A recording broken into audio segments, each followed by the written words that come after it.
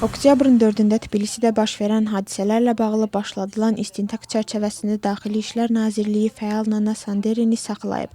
Nazirlik gecə saatlarında bəyanat yayıb. Nazirlikdən bildirilib ki, cinayət törətmiş digər şəxslərin müəyyən edilərək cinayət məsuliyyətinə cəlb edilməsi istiqamətində müvafiq istintaq əməliyyat tədbirləri davam etdirilir.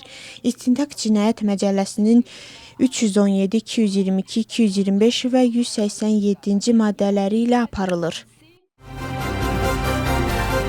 4 oktyabr hadisələri ilə bağlı daha 4 nəfər də həbs edilib. Yuxarıda işdə məlum olduğu kimi ümumilikdə 23 nəfər artıq həbs edilib. 3 nəfər isə hələ də gizlənir. Onların tutulması istiqamətində müvafiq əməliyyat istintaq tədbirləri davam etdirilir. Yuxarıdakı cinayət işi üzrə kompleks istintaq hərəkətləri davam etdirilir.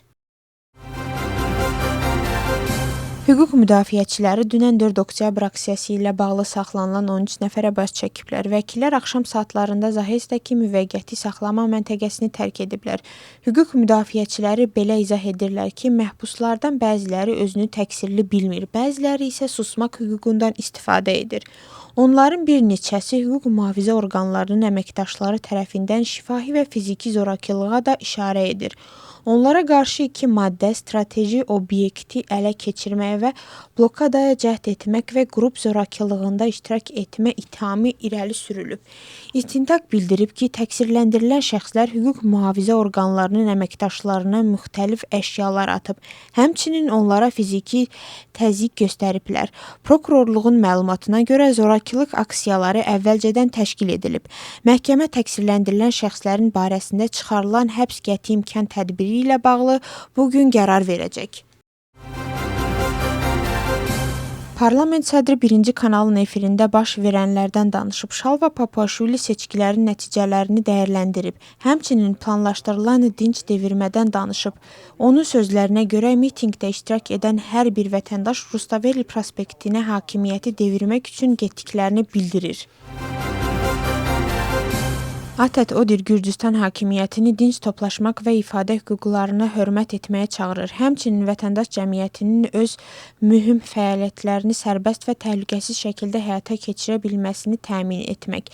Nəşr edilmiş bəyanatda deyilir, Gürcüstanda dinc etirazçılar öz hüquqlarını həyata keçirdiklərinə görə saxlanılmaqda və cərimələnməkdə davam edir. Hakimiyyət ATƏT qarşısında götürdüyü insan haqları öhdəliklərinə və beynəlxalq öhdəliklərinə, o cümlədən dinc toplaşmaq hüququna hörmətlə yanaşmağa borcludur. Biz bir daha Gürcüstan hakimiyyətinin, vətəndaş cəmiyyətinin və insan hüquqları müdafiəçilərinin hədəfə alınmasını təmin etməyə və onların işini inkişafı üçün mühüm əhəmiyyət kəsb edən səsini eşitməyə çağırırıq. Demokratik Cəmiyyət ODİR direktoru qeyd edir. ATƏT-in Demokratik Təsisatlar və İnsan Haqları Bürosu Gürcüstan hakimiyyəti tərəfindən yerli seçkiləri müşahidə etmək üçün dəvətin seçkilərə bir aydan az qalmış göndərilməsindən etibarlı və mənalı müşahidə üçün kifayət qədər vaxt qalmamasından bir daha təəssüfləndiyini bildirir. 5 Avropa deputatı da Gürcüstanla bağlı bəyanat yayıb. Birgə bəyanatı David McAllister, Rasa Zukneviçeni, Minir Sator, Sergey Lagodinski və Nils Ushakovs imzalayıb.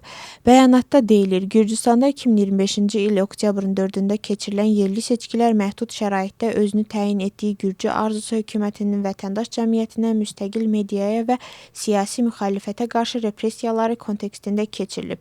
Biz hakimiyyətin ATƏT ODİR-ə gecikmiş dəvət vətəndaş cəmiyyətinin müşahidəsinin məhdudlaşdırmaqla mötəbər seçki müşahidəçilərinin iştirakının qarşısını almasını pisləyirik. Biz seçkilərdən sonra küçələrdə baş verən şiddətli toqquşmalardan narahatıq və hər kəsi sakit olmağa çağırırıq. Gürcü arzusunu demokratiyaya hücumunu dayandırmağa, toplaşmaq və ifadə azadlığının əsas hüquqlarını hörmət etməyə, etirazçıların həbsini dayandırmağa və qanunsuz olaraq həbs edilənləri azad etməyə çağırırıq, deyə bəyanatda bildirilib.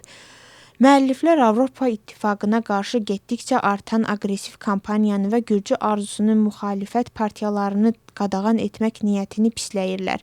Bundan əlavə bəyanat müəllifləri Avropa İttifaqını fərdi sanksiyalarını tətbiq etməyə çağırırlar.